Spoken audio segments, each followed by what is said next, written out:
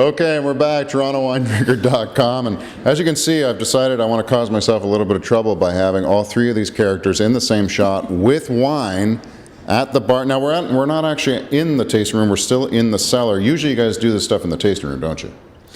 It's funny, we actually decided to make everything tasting room, more or less. So you can actually enjoy a glass of wine while we might filter in the background or do whatever. That was the whole idea, it's transparency. I like it. Okay, yeah. Now, I got to bring out this picture. I'm gonna get a close-up of this, I'll put it on the screen. This is, Yannick, tell me the story behind this picture. Well, this is how we first started out in 2009. We had barely any of the equipment. It was pretty much home winemaking on a larger scale. And that's actually Greg, how he looked 3 years ago. Greg, and Greg, what are you doing in this shot? Let's just talk about cooling wine. The equipment that I wanted cost 30 grand. This is made with dry ice and a little pony pump, and it did just as well of a job, and that helped me through the first year. And so now you have these pumps that are worth like thousands of dollars, but you were talking about buckets and things. What's the story on the buckets? The buckets? Well, when we started in 2009, for me and my brother, it was like a last minute kind of step of getting into this whole thing. And so we didn't have pumps, we didn't have the hoses, we just had the tanks here. And we had to get the wine somehow from the tanks, either into the press or from the press into the tanks. All buckets. Wow, man. It's 20 kilo buckets, 50-pound buckets. And how many buckets were you hauling back and forth? We did have most of these tanks, so we did have close to, I want to say about 30 tons worth of buckets. You were doing 30 tons of buckets? Yes. Multiple times, because you don't just move it back and forth once, right? It's not fun. That's why we have pumps now. That's why did you have staff then? I mean, was it? No, it was a lot of friends back then still. And then they are they still friends? Well, there's definitely some that hung in there. Right? Wow. Man. There was definitely a lot of beer involved to keep everyone going too. There was a lot of beer involved to get through this to make these wines that we did in the end here. So basically this is sounds like the Keystone Cops in a Charlie Chaplin movie or something. A bunch of drunks walking around with wine buckets back and forth, stumbling around. But you got it done, and things are taking off. Lisa, were you here for that? No, I wasn't. Actually, I had met Greg that year in school at Niagara College where he's teaching. And he told you this story and talked to you? Yeah, well, he was telling us how he was doing it on his own, and he was talking about building the label and that kind of stuff as well. So it was kind of cool because the students were involved with some of that, looking at the label. It was pretty fun. That's awesome. Good for you. So let's get it now. We're drinking unbucketed wine today, I guess. This is pump wine now. Yeah. Okay. And what are we trying? What are we trying here, Yannick? It's our 2012 Gewürztraminer. It's one of our. He's got a great accent, doesn't he? When he says Gewürztraminer? It always comes out when he says that word as well. Is this how he gets the ladies or what? Like he's got the Gewürztraminer, Yeah. Okay. So and this Gewürztraminer is from when? What vintage? 2012. 2012. So just last year. Yep. Now, when the 2012 means it was what? Picked. Put in the barrel. How does that work? Grown. It's always a year that it's grown in. So even if you pick in 2013, it's the season that the grapes grew in, which is 2012. Okay, nice. All right. Because ice wine especially might be around Christmas or New Year's. Yeah. So even though it's a 2012 ice wine, we might not have gotten a chance to pick it until January 2013. Wow. Okay, I get it. And Gewürztraminer. Typically, I was talking to another winemaker in Niagara. He tries to make his drier, but a lot of people seem to think that it's a sweet wine. Where do you guys stand on your Gewürztraminer, Yannick? What are you looking for? I'd say almost in the middle. In the middle, yeah. It's not a dry wine, but it's definitely not a wine that's just about the sweetness. It does have a touch, and that's just enough to make it a very drinkable and a crowd pleaser. Okay, great. Let's try some. Yeah. Cheers. Cheers. Cheers.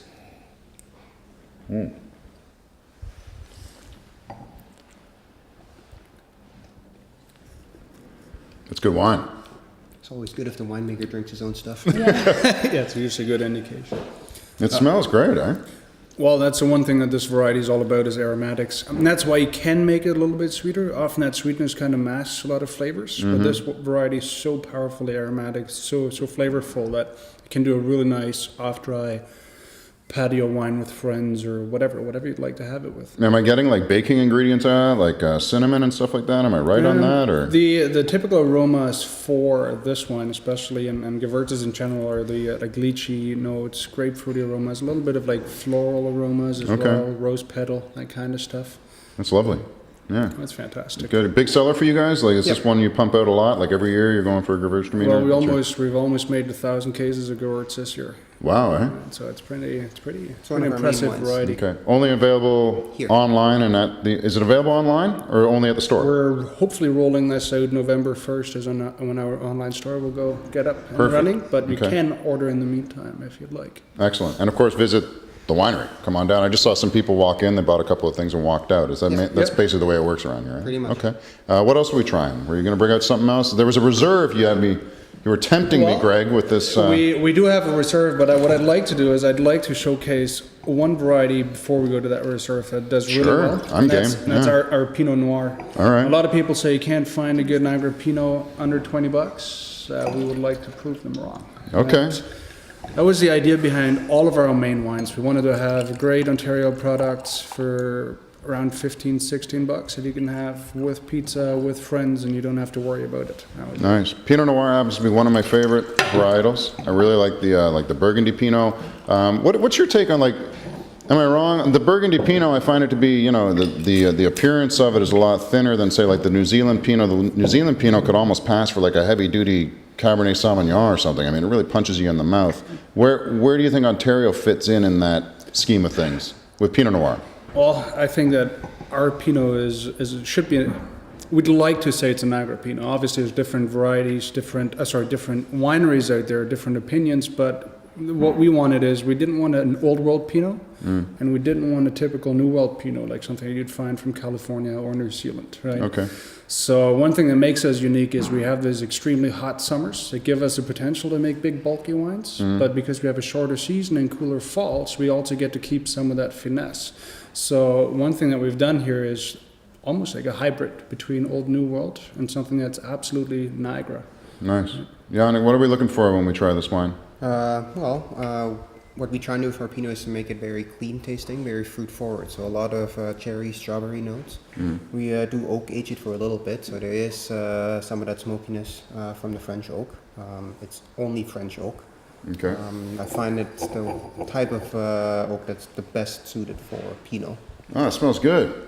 Yeah, I like that. Is this one of your favorite? What's your favorite? Actually, it's Pinot. Is it? And Yannick's Pinot Reserve, Yeah? which we debuted this year for the first time. Yeah. Wow. Which is fantastic. Yeah, I love Pinot because it's so versatile. You can go with a lot of different types of food, from salmon to like a nice tender steak, or with risotto or something like Nice. that. Let's try some. Cheers.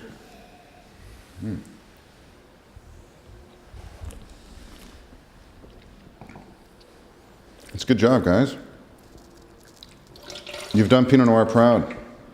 Well, we've been You happy with it? Well, one thing that I like is it's got those typical cherry aromas that we should get from it.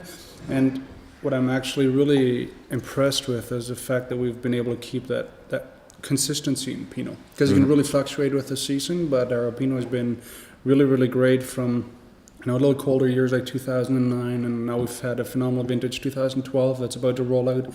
And we've been very, very consistent with it. Excellent. Good job. Okay. And it seems a shame you're just pouring it right down the gutter, eh? You'd be, Keep going. well, you'd Just give be us a little bit more surprised time. if we come in here. Most of the wines that, as strange as it sounds, but since we started the winery, I think we've consumed less wine than ever before. Really? Well, it's just a lot of the stuff that we try is actually unfiltered, right, or unfinished. It's so the rough it's wine, more or less. Diamond in yeah. the rough type thing. And I guess you can't just be wandering around the winery making wine while you're bombed anyway, right? So you got to No, we can't do that. Usually not. Usually not. You got to watch it. Well, I'm going to have one more sip, and then not we're going to safe. get into reserve. into this reserve that you were talking about. Okay.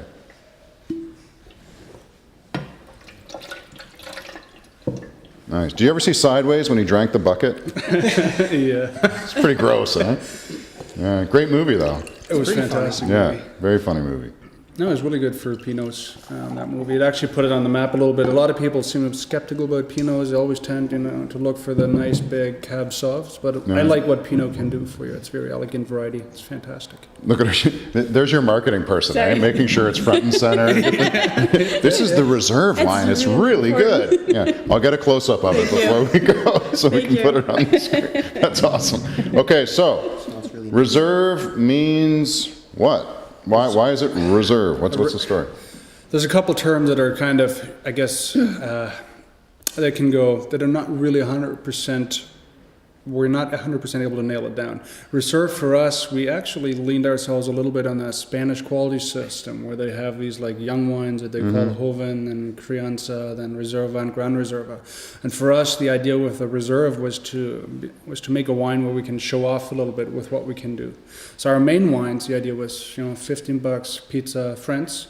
For our reserve wines, we said, let's try and push our fields a little bit. Let's push what we can do in the cellar. And then, the minimum here was that we'd spend about a year and a half in oak barrels for our premium wines. So if it says reserve on a between the lines bottle, you're guaranteed it's been a year and a half at least in exactly. In cask. And it's the best grapes that we can make, and hopefully my brother put in his best hours as well, right? And then judging by his beard, he worked long and hard on this. Yeah, last time I saw him, he was a clean-cut boy. Now, God, Had the haircut. yeah, Jeremiah Johnson over here or something, man. So we're gonna try. This is Cabernet Franc Reserve.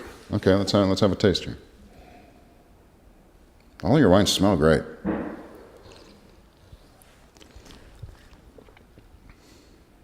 Oh, that's good. I like that a lot. I do. It doesn't bite. It's very smooth drinking. One thing that gives us it's funny, a lot of people think of us as, how can these young guys pull this off with, 3 years of winery, and I think when we started, we were 22 and 25. Well, one of the advantages that we had is, this comes out of a block that was planted in the mid-'80s.